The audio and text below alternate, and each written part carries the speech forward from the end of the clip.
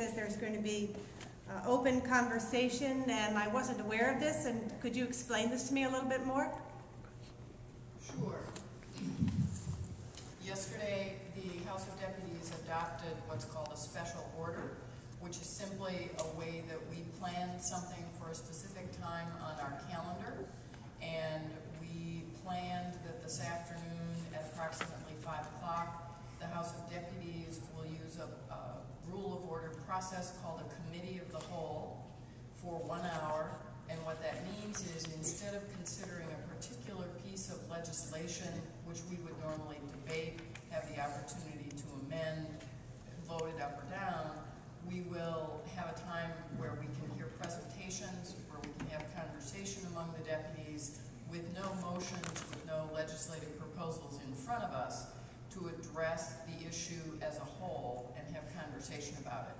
So this afternoon, for the first half hour, the World Mission Committee, which is considering all the legislation relating to B033, which is a moratorium on gay and lesbian bishops, will make presentations to the House of Deputies, followed by roughly a half hour of conversation between deputies on those topics. We will then adjourn, and as we leave the House of Deputies this afternoon, any deputy who wants to speak to the rest of the House tomorrow morning on this subject will be given a number, essentially a lottery. And then tomorrow morning for an hour, starting with the lowest number going to the highest number of tokens that are handed out this afternoon, each deputy will have, who has a number, will have 2 minutes to speak on the issues related to B033 until we run out of time in our hour tomorrow.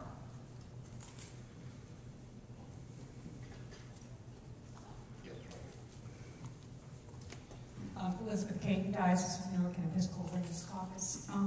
I'm wondering if anyone has given thought to having the House of Bishops be invited to hear this conversation at the House of Deputies. It is an unusual procedure, hasn't been done since '76, and there's some thinking that it might be really important to have them model a listening process and listen to what's going on in the House of Deputies. Has that been considered?